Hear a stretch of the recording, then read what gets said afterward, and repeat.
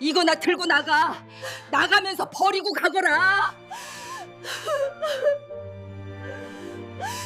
새벽 5시. 서울 전체가 아직 깊은 잠에 빠져 있는 시간 하지만 나 박지원에게는 하루의 첫 번째 근무가 시작되는 시간이다. 벌써 30년째 알람이 울리기도 전에 내 몸은 자동으로 눈을 뜬다. 청담동의 이 고급 아파트는 이불을 걷어내자마자 몸서리 쳐질 정도로 차갑다.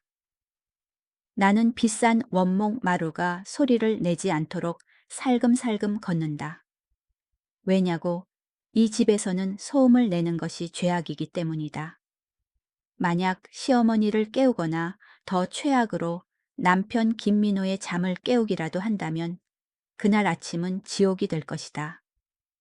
나는 부엌에 서서 조용히 쌀을 씻는다. 물 흐르는 소리도 최대한 작게 해야 한다.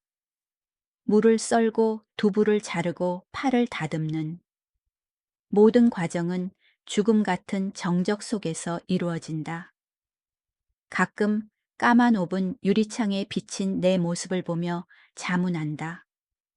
지원아, 너는 누구니? 이 명문가의 며느리니? 아니면 월급 없는 고급 파출부니? 나는 젊은 처녀 시절부터 늙은 아줌마가 된 지금까지 남의 눈치만 보며 청춘을 다 바쳤다. 아침 6시. 밥이 다 되기를 기다리는 동안 나는 남편이 소파에 아무렇게나 벗어던진 냄새나는 양말을 줍고 탁자 위에 경제신문을 다림질하듯 펴놓는다. 거실은 먼지 한 톨 없이 깨끗하지만 내 마음은 상처투성이다. 어머니, 일어나서 아침 드세요. 나는 시어머니 방 문을 두드린다. 이연자 여사 86세. 의사는 어머니가 노인성 치매인 알츠하이머라고 했다. 하지만 솔직히 말해서 24시간 어머니와 함께 지내다 보면 뭔가 이상한 느낌이 든다. 어떤 날은 어린아이처럼 순진하지만 어떤 순간에는 그 눈빛이 날카로운 칼처럼 내 일거수일투족을 감시하는 것 같다. 밥 줘. 어머니는 중얼거리며 식탁으로 걸어 나오신다. 나는 밥상을 차린다.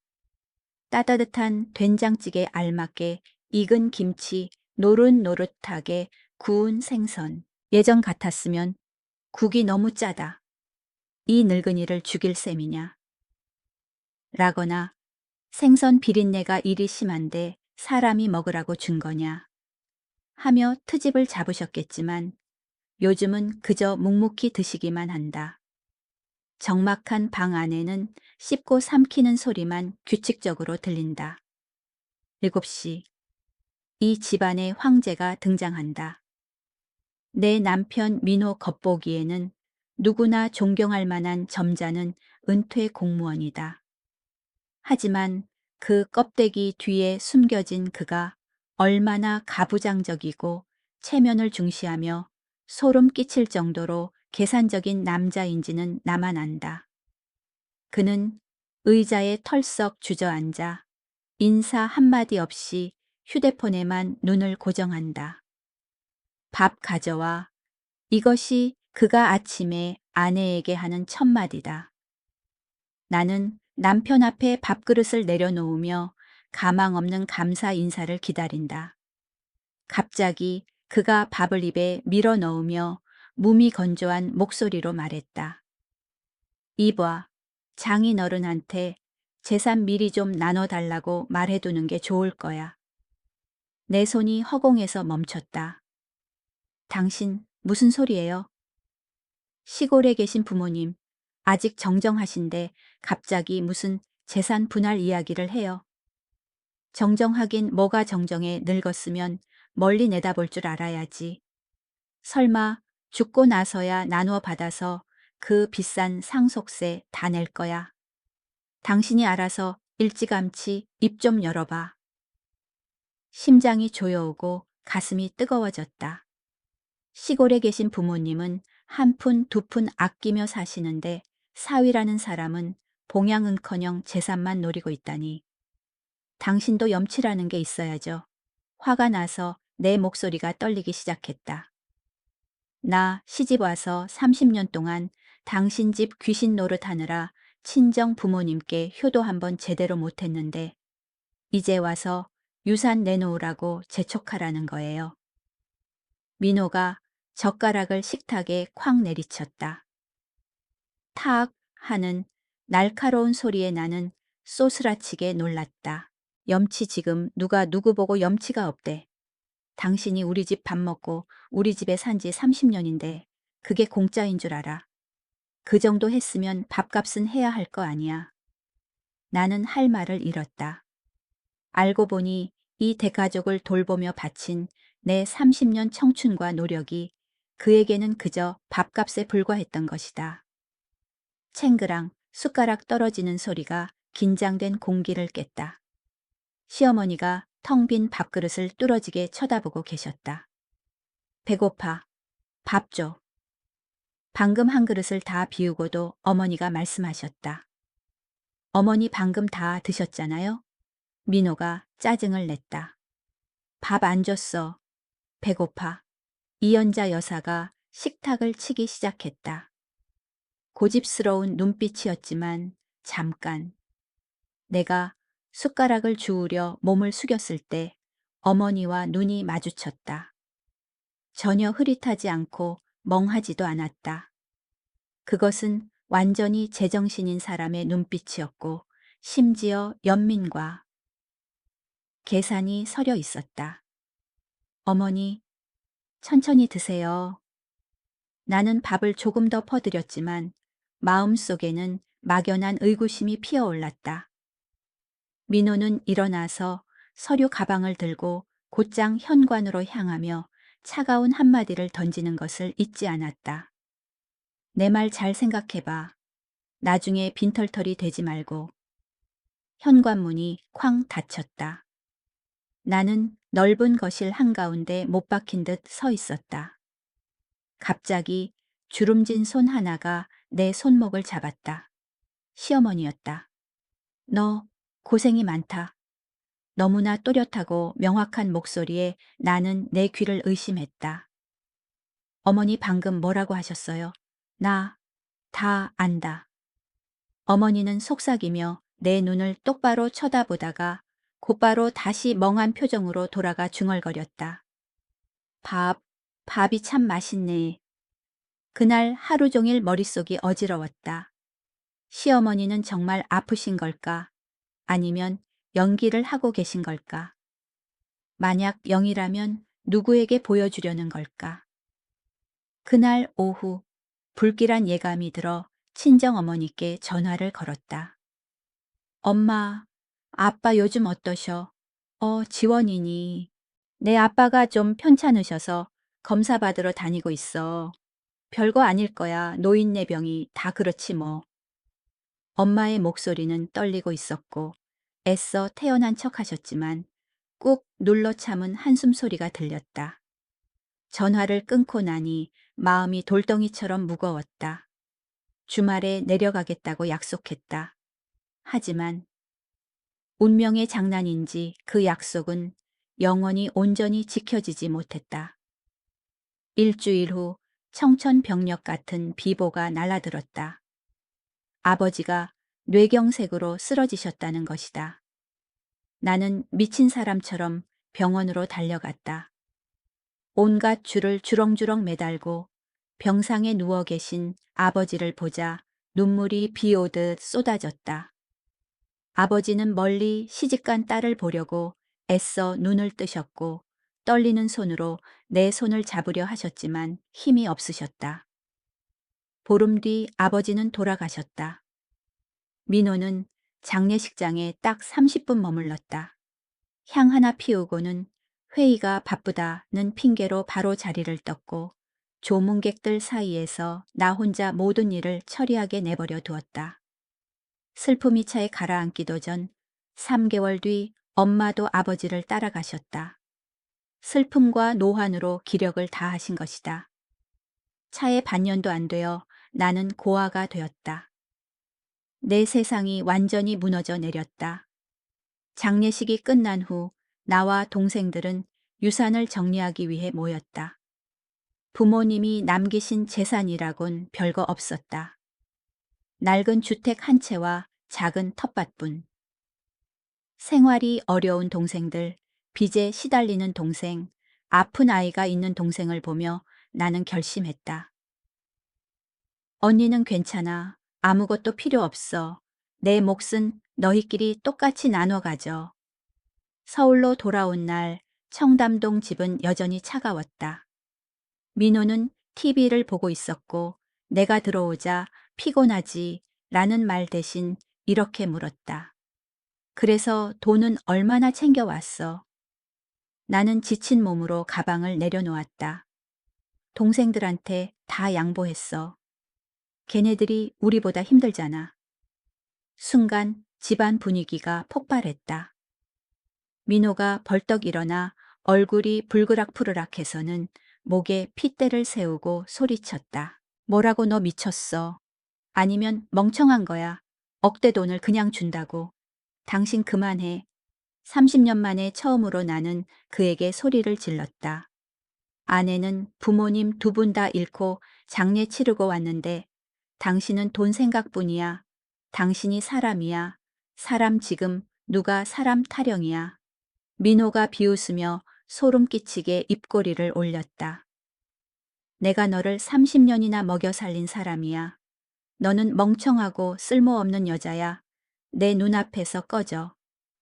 민호는 옷가지를 챙겨 그날 밤 바로 집을 나갔다.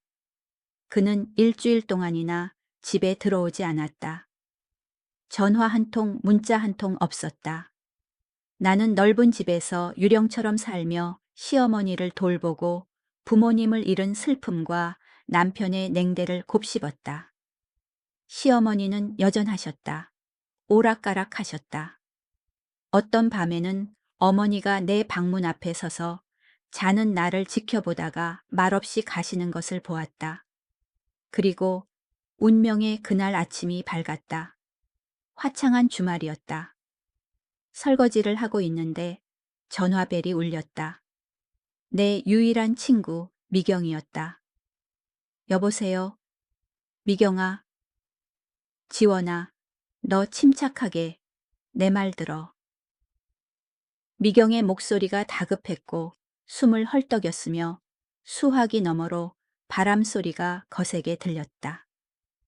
내 남편, 그 늙은 민호 말이야. 그 인간 미친 거 아니니. 왜 무슨 일인데? 손이 떨려 그릇을 떨어뜨릴 뻔했다. 나 지금 설악산 등산 중이거든. 내 눈으로 똑똑히 봤어. 민호 그 인간이 바로 내 앞에서 걸어가고 있다고. 그럴 리가 출장 간다고 했는데 출장은 무슨 얼어 죽을 자기 딸벌밖에 안 돼 보이는 새파란 여자 손을 잡고 있어. 둘이 시시덕거리면서 걷고 서로 음식을 먹여주고 난리도 아니야. 귀가 멍해졌다. 주위의 모든 소리가 꺼진 듯했고 가슴 속에서 심장 뛰는 소리만 쿵쿵 울렸다. 너 잘못 본 거 아니야. 잘못 보긴 뭘 잘못 봐. 저 주황색 등산 재킷. 지난번에 네가 사준 거잖아. 내가 그걸 모르겠니? 당장 사진 찍어서 보낼게. 열어서 확인해봐. 띵동. 메시지가 도착했다. 사진이 얄밉게도 천천히 다운로드 되었다. 그리고 눈에 들어온 것은 지난 30년 동안 한 이불 덮고 산 남편의 모습이었다. 민호는 집에서는 오랫동안 보여주지 않았던 환한 미소를 지으며 생기 넘치는 젊은 여자의 어깨를 감싸 안고 있었다.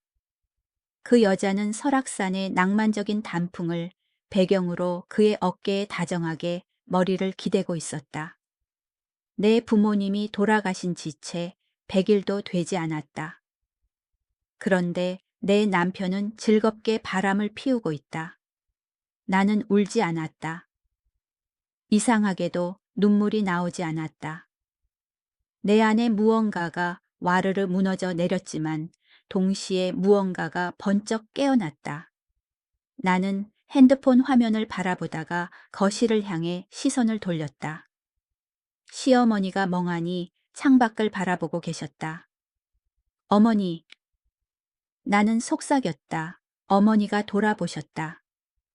이번 눈빛은 완전히 또렷했다. 어머니는 나를 보더니 내 손에 들린 핸드폰을 보고는 단호하게 고개를 한번 끄덕이셨다. 마치 며느라가 때가 되었구나 라고 말씀하시는 듯 했다.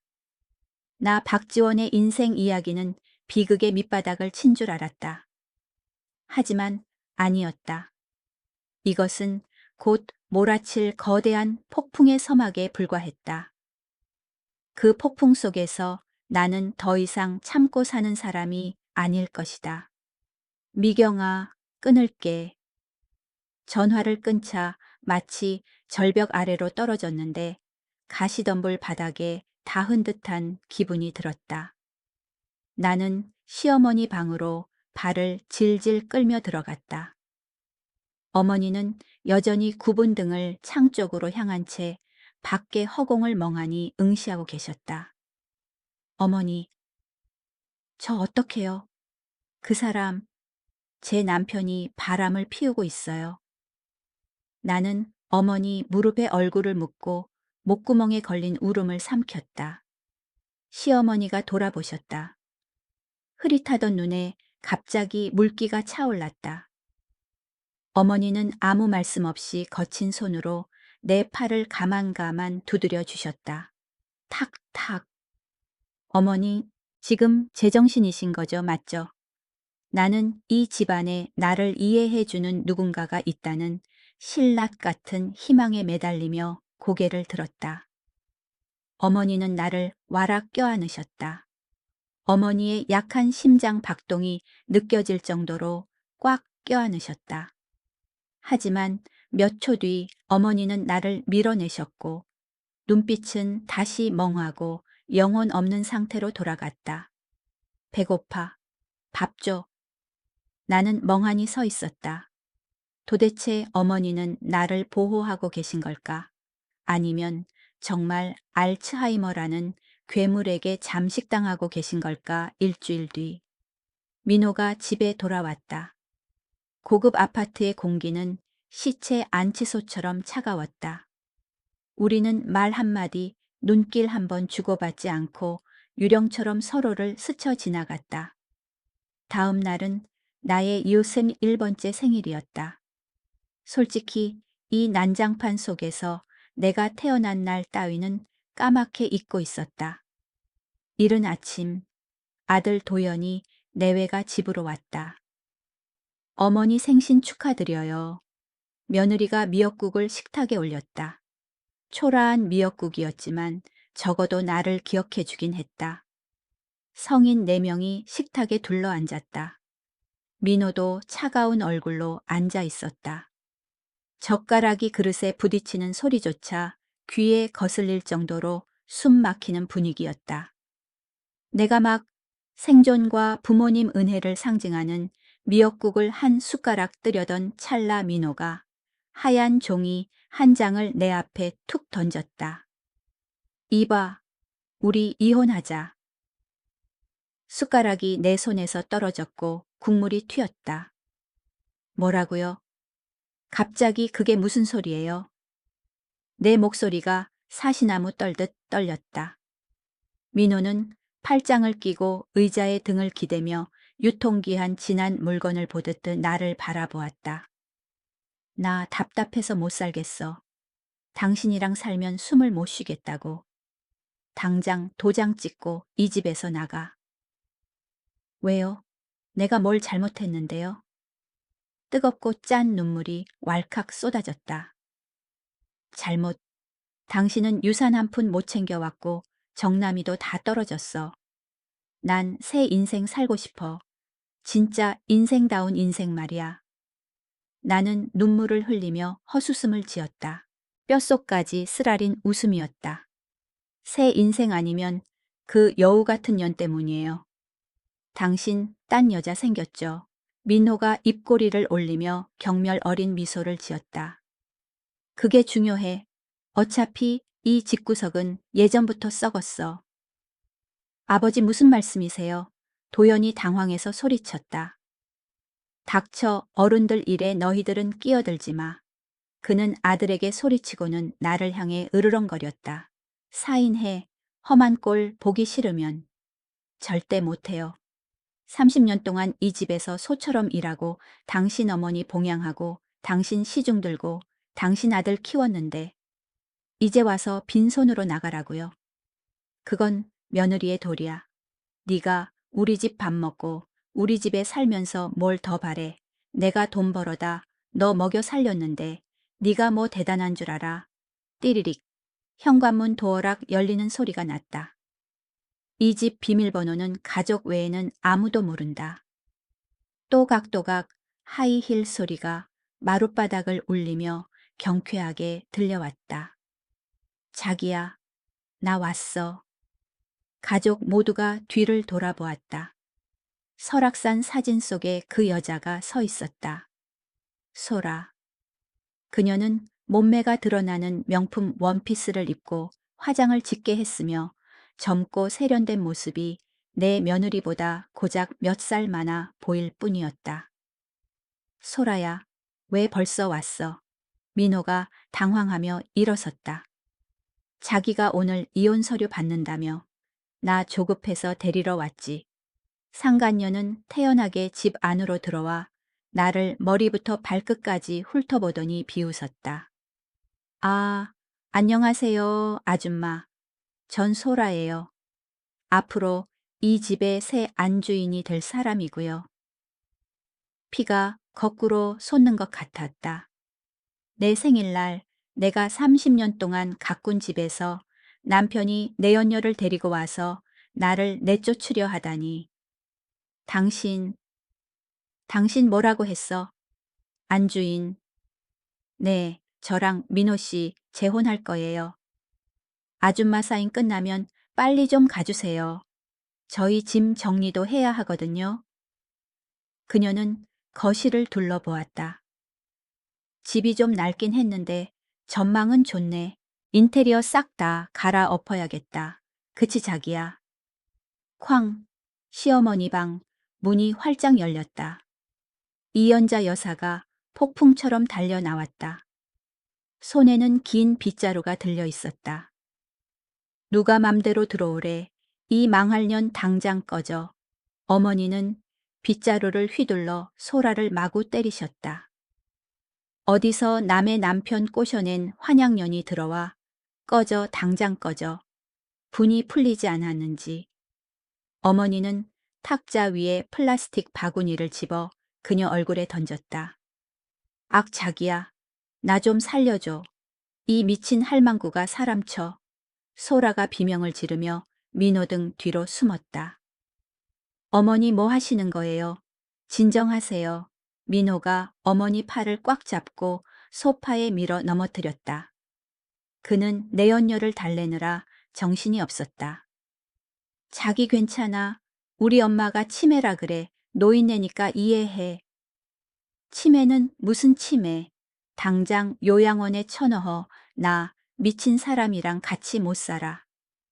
소라가 악을 쓰며 시어머니에게 삿대질을 했다. 뭐라고? 요양원 나는 소리를 지르며 어머니 앞을 막아섰다. 네가 무슨 권리로 어머니를 보내라. 말아야 당장 내 집에서 나가. 소라는 헝클어진 머리를 쓸어 넘기며 비웃었다. 곧 내 집 될 건데 뭐. 서류는 민호 씨 명의고 난 약혼녀니까 권리 있죠. 아줌마는 이제 남이고. 그 말은 내 이성의 끈을 자르는 마지막 칼날과도 같았다. 내 자존심은 내연녀의 구두굽과 동고동락한 남편의 잔인함 아래 짓밟혔다. 나는 집안을 둘러보았다. 고개만 숙이고 있는 유약한 아들, 파렴치한 남편. 좋아, 사인해 줄게요. 나는 서류를 낚아채 거칠게 사인했다. 엄마. 도연이 힘없는 목소리로 불렀다. 끝났어. 나도 더 이상 이 지옥에 미련 없다. 나는 도장을 서류에 쾅 찍었다. 쿵. 30년 청춘을 끝내는 소리였다. 민호가 서류를 채가더니 얼굴에 화색이 돌았다. 좋아. 눈치는 있네. 이제 짐 싸서 당장 나가. 소라가 오늘 들어올 거야. 오늘 당장. 그럼 설마 우리 첫날 밤에 회방이라도 놓게. 소라가 거들며 웃었다. 나는 더 이상 말하지 않았다. 방으로 들어가 낡은 여행 가방에 옷 몇 벌을 쑤셔 넣었다. 30년 인생이 고작 캐리어 하나에 다 들어갔다. 가방을 끌고 거실로 나오자 시어머니가 다시 나오셨다. 이번에는 손에 낡고 투박한 천으로 대충 묶은 보따리가 들려 있었다. 가져가. 이거 가지고 당장 꺼져. 어머니는 보따리를 내게 세게 던지셨다. 묵직했다. 어머니, 이게 뭐예요? 쓰레기야. 쓰레기니까 가져가서 내 눈앞에서 치워버려. 어머니는 크게 소리쳤지만 나를 보는 눈빛은 내 마음 깊은 곳을 꿰뚫고 있었다. 나는 몸을 숙여 보따리를 집어들었다. 정말 무거웠다. 어머니, 건강하세요. 무슨 일 생기면 꼭 저한테 전화하시고요. 나는 급하게 내 전화번호를 적은 쪽지를 어머니 손에 쥐어드렸다. 시어머니는 내 손을 꽉 잡으셨다. 손톱이 살을 파고들 정도였다. 눈에 눈물이 고이더니 목소리가 갑자기 낯설 정도로 또렷하고 단호해졌다. 너 꼭 행복해야 한다. 알았지? 나는 울음을 터뜨리며 마지막으로 어머니를 껴안았다. 어머니 걱정 마세요. 저 잘 살게요. 현관을 나서는 내 등 뒤로 며느리의 목소리가 들려왔다. 어머님 재산 분할 문제는 저희가 아버님하고 상의해서 나중에 알려드릴게요. 나는 뒤도 돌아보지 않고 헛웃음을 지었다. 됐다. 너희들한테 적선한 셈 칠 테니 다 가져. 생색내지 마노. 민호의 목소리가 들려왔다. 30년 밥값 한 셈 치라고. 빨리 좀 가요. 나 피곤해 죽겠어. 소라의 날카로운 목소리였다. 등 뒤에서 문이 쾅 닫혔다. 안에서 왁자지껄 웃는 소리가 들려왔다. 드디어 갔다. 자기야, 이제 우리 세상이야. 나는 정처 없이 화려한 청담동 거리를 걸으며 캐리어를 끌었다. 어디로 가야 할지 막막했다. 늦은 오후 한강변 공원 벤치에 멈춰 섰다. 강바람이 얼굴을 때리며 미처 흐르지 못한 눈물을 말려주었다. 나는 시어머니가 던져준 보따리를 내려다보았다. 쓰레기라고 하셨는데 왜 이렇게 무거운 걸까? 그래 분리수거라도 하자. 나는 멍하니 매듭을 풀었다. 낡은 천이 풀어졌다. 그 안에는 쓰레기가 없었다. 두툼한 서류 봉투, 예금 통장 몇 개, 그리고 누렇게 바랜 편지들이 있었다. 나는 떨리는 손으로 첫 번째 서류 봉투를 열었다. 부동산 등기 권리증. 서울에서 가장 땅값이 비싼 강남의 5층 빌딩. 소유주 박지원. 명예 이전일 1년 전. 숨이 멎을 것 같았고 심장이 터질 듯 뛰었다. 다음은 예금 통장. 예금주 박지원. 잔액. 나는 0의 개수를 세고 또 셌다. 지난 1년 동안 그 빌딩에서 나온 월세가 매달 자동으로 이체되어 있었다. 그 액수는 수억 원에 달했다. 그리고 또 다른 5억 원짜리 장기 예금 통장. 돌아가신 시아버님의 퇴직금과 보험금 전액이었다. 모든 것이 내 이름으로 되어 있었다. 마지막으로 나는 편지를 폈다. 시어머니의 떨리지만 정성 꾹꾹 눌러 쓴 글씨였다. 지원아, 내 며느리야. 나는 내 못난 아들놈이 언젠가 너를 배신할 거란 걸 알고 있었다. 나 치매인 척 연기한 거다. 그래야 그것들의 속마음을 꿰뚫어 볼 수 있으니까. 이 재산들 내가 몰래 내 앞으로 다 돌려놨다. 내가 죽으면 놈들이 너를 구박하고 쫓아낼 거란 걸 안다. 이 편지는 내가 정신이 가장 맑을 때 쓰는 거다. 이걸 받거든 멀리 도망가거라 절대 뒤돌아보지 마라. 너 자신을 위해 살고 정말 행복하게 살아라. 그 나쁜 놈들에게 단돈 10원도 뺏기지 말고. 어머니, 나는 벤치에 엎드려 아이처럼 엉엉 울었다. 울음소리가 한강 파도 소리 사이로 메아리 쳤다. 어머니는 다 알고 계셨다. 어머니는 1년 전부터 나의 이 탈출을 준비해 주신 것이다. 세상 모두가 내게 등을 돌렸을 때 내가 살 길을 마련해 주시려고 미친 척 연기하시며 내 재산을 지켜주셨던 것이다. 한참을 실컷 울고 난 뒤 눈물을 닦고 모든 것을 가방에 소중히 넣었다. 나는 핸드폰을 꺼내 미경에게 전화를 걸었다. 미경아, 오늘 밤 너네 집으로 가도 될까? 아이고, 지원아 당연히 되지. 당장 와 따뜻한 밥 해놓고 기다릴게. 택시를 잡았다. 차창 밖으로 반짝이는 서울의 불빛을 바라보며 나는 스스로에게 말했다. 박지원, 넌 집에서 쫓겨난 게 아니야. 넌 방금 감옥에서 석방된 거야. 미경네 집에 도착했다. 낡은 아파트였지만 이상하게도 따뜻했다. 들어가서 씻고 밥 먹어. 미경은 이것저것 묻지 않고 나를 집 안으로 이끌었다. 씻고 나오니 식탁 위에 김이 모락모락 나는 미역국이 있었다. 먹어. 오늘 내 생일이잖아. 국을 한술 뜨자 또다시 눈물이 뚝뚝 떨어졌다. 왜 또 울어먹고 힘내서 싸워야지. 미경이 내 어깨를 다독였다. 식사를 마치고 친구에게 모든 이야기를 털어놓았다. 이혼 서류 내연녀, 그리고 시어머니의 쓰레기 보따리까지. 너 뭐라고 했어?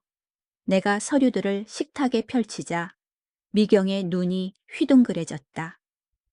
강남 빌딩 4명이라고 5억 원 통장, 이게 다 내 거라고? 응, 어머니가 1년 전에 내 앞으로 돌려놓으셨어. 세상에 내 시어머니. 진짜 살아있는 부처님이시다. 다 계획하고 계셨던 거야. 미경이 소리를 지르며 내 손을 잡고 마구 흔들었다. 지원아, 너 부자 됐어. 너 건물주야. 이제 민호 부자. 후지 따위 겁낼 필요 없어. 하지만 어머니가 걱정돼. 마음이 무거워졌다. 어머니가 그 여우 같은 년이랑 같이 계시는데 괜찮으실까?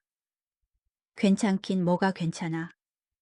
이제 그 할머니 돈도 없고 집도 새 며느리한테 뺏기게 생겼지만 당신 사명은 다 하신 거야. 널 잘 살게 해주고 싶으셨던 거야. 네가 보란 듯이 잘 살아서 복수해드려야지. 나는 고개를 끄덕이며 통장을 꽉 쥐었다. 맞다. 나는 잘 살 것이다. 그리고 내일 민호와 그 내연녀가 자신들이 껍데기뿐인 집에서 살고 있다는 사실을 알게 될 때 진짜 쇼가 시작될 것이다. 집을 나온 첫날 밤 나는 미경네 작은 방에서 잤다. 잔다고는 했지만 눈은 계속 천장을 향해 있었다. 낡은 보따리를 든 시어머니의 모습이 머릿속에 계속 떠올라 마음이 아팠다. 다음 날 아침 나는 내가 지낼 곳을 찾아야겠다고 결심했다. 나만의 공간, 누구의 눈치도 보지 않고 숨 쉴 수 있는 곳이 필요했다. 그리고 나는 찾아냈다. 송파 있는 햇살이 가득 들어오는 조용한 아파트였다. 생전 처음으로 내 손으로 집 계약서에 서명했다. 펜을 내려놓는 순간 가슴 속에서 심장이 쿵쿵 뛰는 소리가 들렸다. 이 집은 내 것이다. 박지원의 것이다. 나는 지원의 집밥이라는 작은 반찬 가게를 열었다. 나는 요리하는 것을 좋아했고 기름 튀는 소리와 양념 냄새를 좋아했다. 그것은 지난 30년 동안 남만 섬기던 나 자신을 치유하는 방식이었다. 모든 것이 점차 안정을 찾아가던 어느 날 오후 전화벨이 울렸다. 낯선 번호였다. 여보세요? 어머니, 저예요. 도현이에요. 아들의 떨리는 목소리에 심장이 철렁했다. 도현이니 무슨 일이니? 할머니가 강남 세브란스 병원 응급실에 계세요. 어머니 오실 수 있으세요? 나는 들고 있던 앞치마를 떨어뜨리고 넋 나간 사람처럼 거리로 뛰쳐나가 택시를 잡았다. 중환자실 앞 도연이가 대기실 의자에 고개를 숙이고 앉아 있었다. 유리창 너머로 시어머니가 누워 계셨는데 앙상한 몸이 기계와 줄들 사이에 파묻혀 보이지 않을 정도였다. 어쩌다 이렇게 되신 거야? 나는 목이 메어 물었다. 갑자기 쓰러지셨어요. 아버지가 발견했는데 이미 늦어서. 복도 끝에서 민호가 무덤덤한 표정으로 통화하고 있었다. 나를 보더니 그는 비웃으며 입꼬리를 올렸다. 당신이 여긴 웬일이야? 이미 이혼했으니 법적으로 남이야. 고양이 쥐 생각하는 척하지 마. 어머니가 이렇게 편찮으신데 내가 어떻게 안 와? 그래도 내가 30년을 모셨어. 됐어. 당신 신경 쓸 일 아니야. 그때 의사가 나왔다. 환자분 보호자 어디 계십니까? 할머니 상태가 매우 안 좋습니다. 영양실조의 약도 제때 못 드신 것 같네요. 가족들이 관리를 어떻게 하신 겁니까? 이사의 말은 내 가슴을 찌르는 비수 같았다. 내가 나온 지 얼마나 됐다고 어머니가 저 지경이 되신 걸까? 민호를 쳐다보았지만 그는 대충 고개만 끄덕이고는 자리를 피했다. 나는 유리창 밖에서 차가운 유리에 손을 대고 섰다. 어머니, 죄송해요. 제가 옆에 있어 드리지 못해서 죄송해요. 갑자기 시어머니가 눈을 뜨셨다. 나를 보셨다. 입이 힘없이 달싹거렸다. 나는 유리창에 귀를 바짝 대고 어머니의 입 모양을 읽으려 애썼다. 잘 살아라. 그리고 어머니는 희미하게 미소 지으셨다. 보기 드문 인자한 미소였다. 그러고는 천천히 눈을 감으셨다. 나는 보호자가 아니라는 이유로 간호사에게 쫓겨났다. 가. 여긴 외부인이 있을 곳이 아니야. 민호가 나를 내몰았다. 나는 마스크가 젖을 정도로 눈물을 흘리며 터덜터덜 돌아왔다. 하지만 예감이 말했다. 아직 끝난 게 아니라고. 며칠 뒤 내 반찬 가게는 개업했고 손님들로 붐볐다. 나는 걱정을 잊으려 일에 파묻혔다.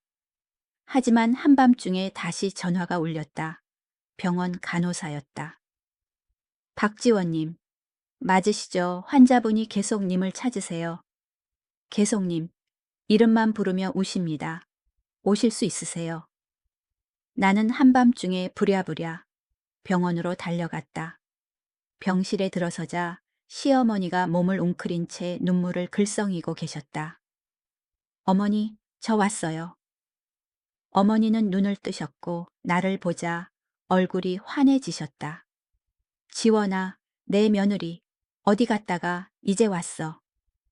어머니의 목소리는 아이처럼 어리광이 섞여 있었다. 지독한 알츠하이머가 또다시 어머니를 괴롭히고 있었다. 죄송해요, 어머니. 배고프세요. 배고픔 밥 안 줬어. 배고파. 옆에 서 있던 간호사가 한숨을 쉬었다. 밥은 드렸는데 안 드시겠다고 며느님만 찾으며 소리 지르셨어요. 보호자분들은 왔다가 바로 가버리셨고요. 나는 간호사에게 죽을 데워달라고 부탁해서 조심스럽게 한 숟가락씩 어머니께 떠먹여 드렸다. 맛있다. 역시 우리 며느리가 해준 게 제일 맛있어. 어머니는 드시면서 잇몸 미소를 지으셨다. 식사를 마치자 어머니는 내 손을 꽉 잡으셨다.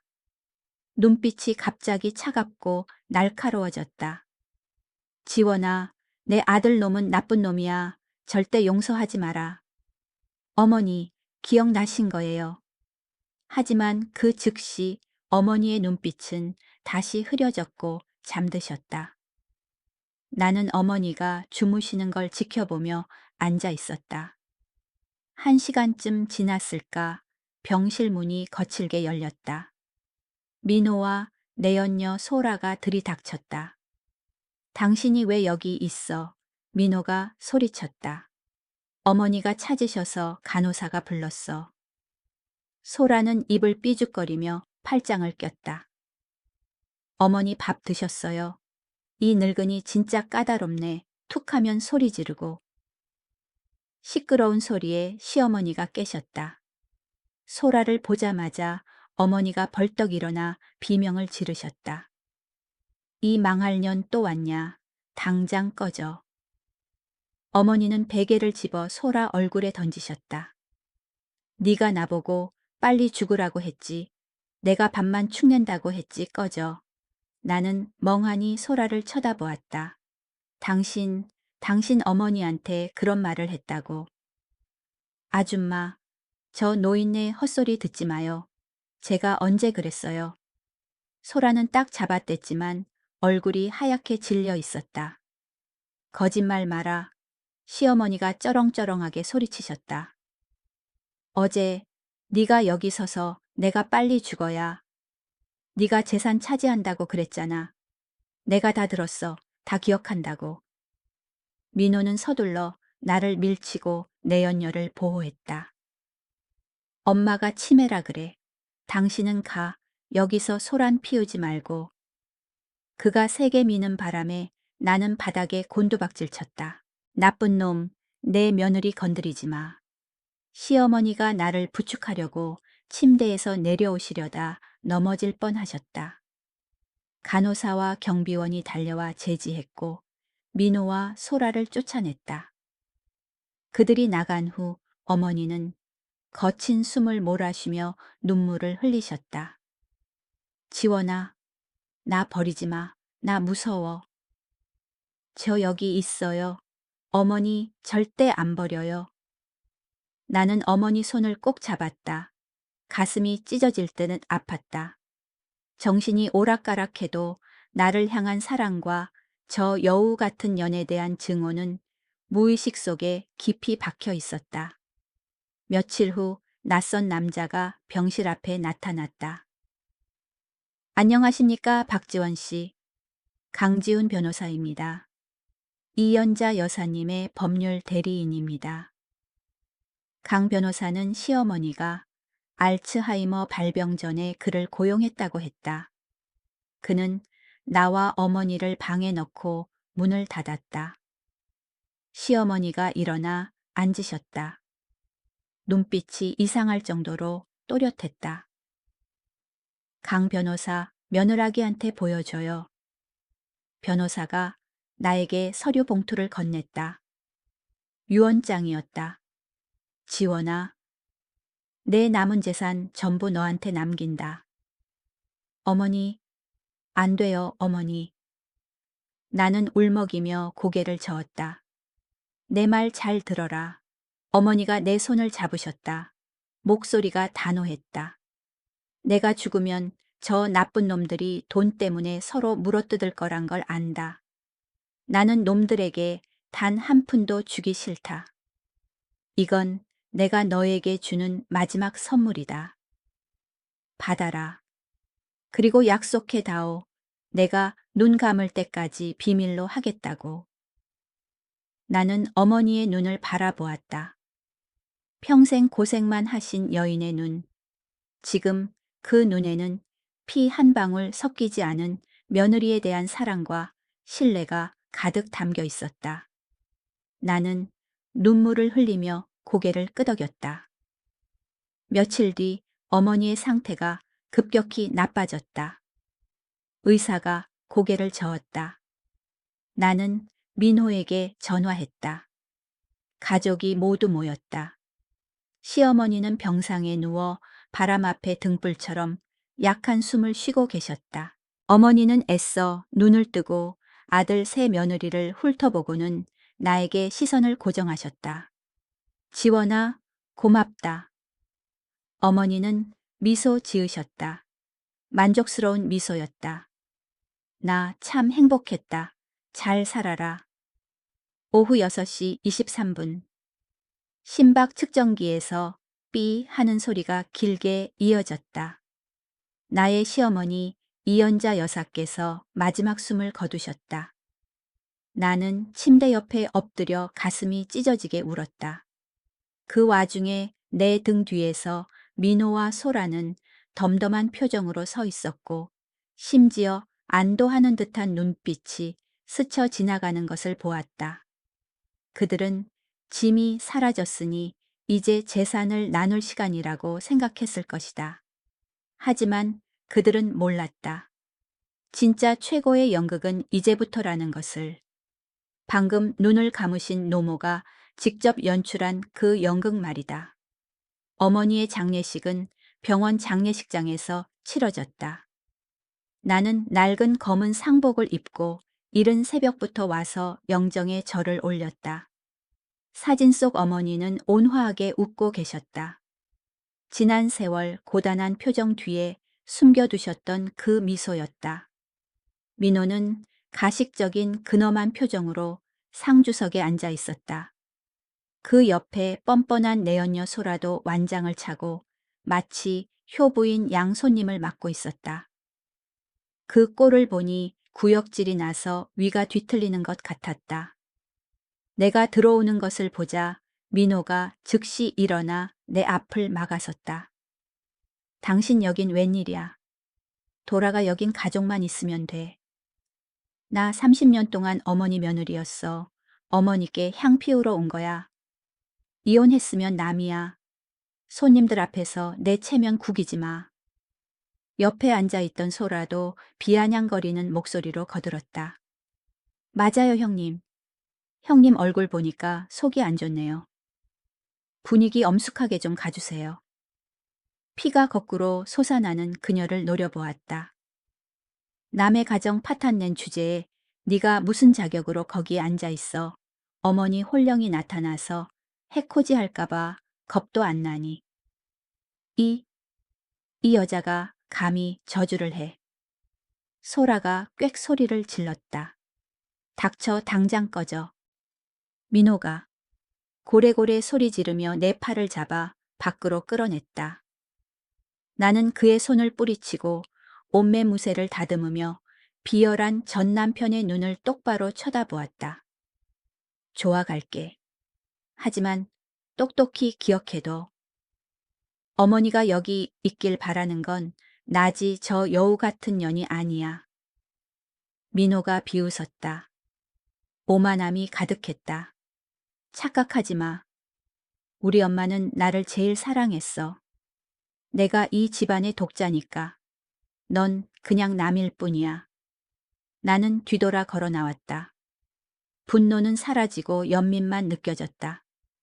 그는 여전히 귀한 독자라는 망상에 빠져 늙은 어머니가 오래전부터 그의 검은 속내를 꿰뚫어 보고 계셨다는 사실조차 모르고 있었다. 장례를 마치고 일주일 뒤 강 변호사에게서 연락이 왔다. 유언장 공개일이 되었다. 서초동의 고급 변호사 사무실에 민호 소란의 아들 부부가 모두 모였다. 내가 들어서자 민호는 노골적으로 저기를 드러내며 흘겨보았다. 필시 곧 자기 주머니로 들어올 거대한 유산을 꿈꾸고 있었으리라. 강 변호사가 목을 가다듬고 봉인된 서류를 열었다. 이연자 여사님의 유언장을 공개하겠습니다. 이 유언장은 정신이 온전한 상태에서 작성되었으며 의사의 공증을 받았습니다. 사무실은 쥐 죽은 듯 조용해졌다. 하나. 강남 소재 5층 상가 건물은 며느리 박지원의 단독 소유로 한다. 뭐라고? 민호가 벌떡 일어났고 눈이 뒤집혔다. 소라는 입을 떡 벌렸다. 둘. 5억 원의 예금 및 은행 계좌의 모든 현금은 박지원에게 귀속된다. 셋. 모든 동산, 폐물 및 기타. 부동산, 박지원에게 귀속된다. 넷.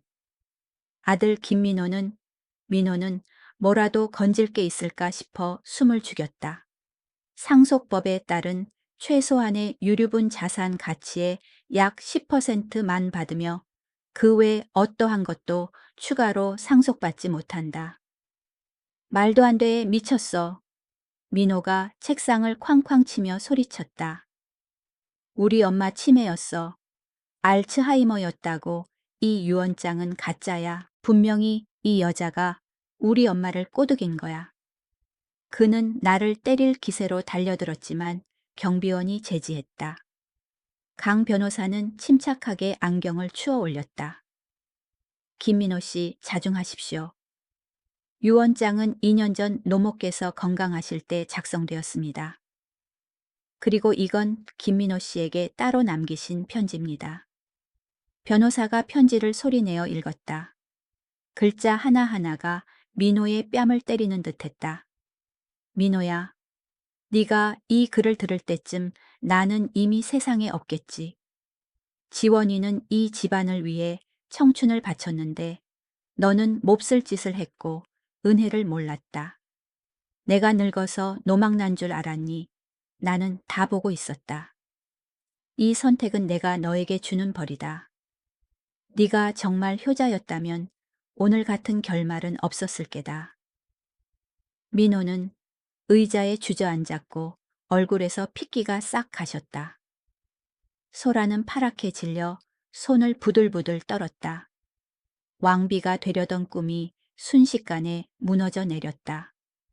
나는 상속 인수증에 서명했다. 손은 더 이상 떨리지 않았다. 이것은 정이다. 어머니가 내게 주신 보상이다. 민호가 절망에 빠져 소리쳤다. 소송할 거야. 너 고소할 거야. 그리고 그는 정말 소송을 걸었다. 그 후 며칠은 피곤한 나날이었지만 나는 전혀 두렵지 않았다. 민호와 소라는 뻔뻔하게도 내 반찬 가게까지 찾아와 행패를 부리고 물건을 부수며 재산을 반반 나누자고 요구했다. 하지만 내 친구 미경이가 나서서 소리쳤다. 내가 다 찍었어.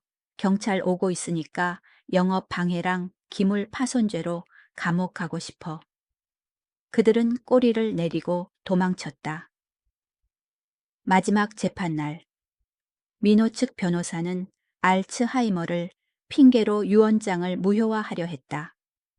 하지만 어머니의 주치의가 증인석에 섰다. 그는 단호하게 증언했다. 유언장 작성 당시 이 연자님은 완전히 명료한 상태였습니다. 심지어 아들이 며느리의 재산을 가로챌까 두려워 미리 이 일을 해야 한다고 저에게 털어놓으셨습니다. 판사가 의사봉을 두드렸다. 원고 김민호의 모든 청구를 기각한다. 유언장은 완전히 합법적이다.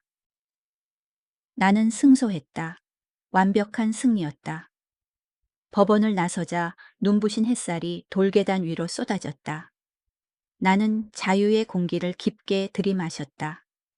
지원아, 민호가 달려왔지만 이번에는 사나운 기색이 없었다. 그와 소라는 내 바로 앞에 무릎을 꿇었다. 여보, 내가 잘못했어. 나 좀 살려줘. 민호가 비참하게 울며 불며 매달렸다. 알고 보니 그는 사채를 써서 소라에게 고급 카페를 차려주려다 사기를 당해 빈털터리가 된 상태였다. 지금 빚더미에 앉아 빚쟁이들에게 쫓기고 있었고 소송 비용조차 낼 돈이 없었다. 언니, 이렇게 부자잖아요. 저희 조금만 도와주세요.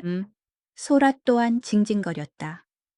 그 세련되던 모습은 온데간데 없고 초라하고 피폐해져 있었다. 나는 내 발밑에 비참한 두 인간을 차갑게 내려다보며 대답했다. 빚은 쓴 사람이 갚아야지. 사지 멀쩡하니 나처럼 30년 동안 했던 것처럼 일해서 먹고 살아.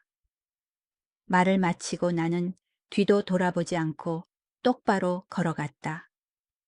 등 뒤에서 들려오는 통곡 소리는 무시했다. 절대 뒤돌아보지 않았다. 3개월 후, 내 인생은 그 어느 때보다 찬란한 새 페이지를 맞이했다. 지원의 집밥은 날로 번창하여 동네의 명소가 되었다. 나는 강남 빌딩에서 나오는 월세로 시어머니의 이름을 딴 연자재단이라는 자선단체를 설립했다. 이 재단은 독거노인과 가난한 알츠하이머 환자들을 돕는 일을 전문으로 한다. 그것이 어머니와의 잘 살겠다는 약속을 지키는 내 방식이었다. 아들 도현이와 며느리도 나를 찾아왔다. 그들은 과거의 비겁함을 사과하며 고개를 숙였다. 나는 용서했지만 거리를 두었다. 자식을 사랑하지만 더 이상 자식을 위해 살지는 않을 것이다. 나는 나를 위해 산다. 어느 늦가을 오후 낙엽이 쌓인 서울 거리를 산책하다가 사거리에서 늙고 초췌한 남자가 전단지를 돌리는 것을 우연히 보았다. 민호였다. 소라는 그가 빈털터리라는 것을 알고 도망갔다고 들었다. 이제 그는 낡은 단칸방에서 홀로 지내며 하루 벌어 하루 먹고 살고 있다. 우리의 눈이 아주 잠깐 마주쳤다. 그는 입을 열어 부르려 했고 그 눈에는 뒤늦은 후회가 가득했다. 하지만 나는 그저 가볍게 고개를 끄덕여 예의상 인사를 하고 돌아섰다. 늦었어. 나는 속으로 생각했다. 행복한 삶을 살며 나를 버린 사람이 후회 속에서 그것을 지켜보게 하는 것보다 더 달콤한 복수는 없다. 그날 밤 나는 나만의 아파트 발코니에 서서 레드와인 한 잔을 들고 있었다. 밤바람이 시원하게 불어와 희끗희끗해진 머리카락을 날렸다. 나는 서울의 반짝이는 밤하늘을 올려다보았다. 어머니, 저 아주 행복하게 살고 있어요. 어머니 뜻대로요. 나는 미소 지었다. 61세에 비로소 자유롭고 독립적이며 자기 인생의 주인이 된 여자의 미소였다. 청취자 여러분, 지원의 인생 이야기 어떠셨나요? 61세 생일날 강제로 이혼당하고 모든 것을 잃은 줄 알았지만 그것이 오히려 진정한 자신을 되찾는 극적인 여정의 시작이었습니다. 30년을 그림자처럼 살던 그녀는 마침내 빛 속으로 걸어 나왔습니다. 시어머니가 지원에게 남긴 마지막 사랑은 거액의 유산뿐만이 아니었습니다. 더 값진 것은 해방이었고 자존감이었으며 자기 자신을 사랑할 용기였습니다. 인생은 참 공평해서 뿌린 대로 거두는 법입니다. 착하게 사세요. 그러면 찬란한 아침이 당신을 맞이할 것입니다. 이 이야기가 감동적이고 재미있으셨다면 좋아요, 구독 알림 설정 눌러주셔서 다음 사연도 놓치지 마세요. 들어주셔서 감사합니다. 여러분 모두 안녕히 주무세요.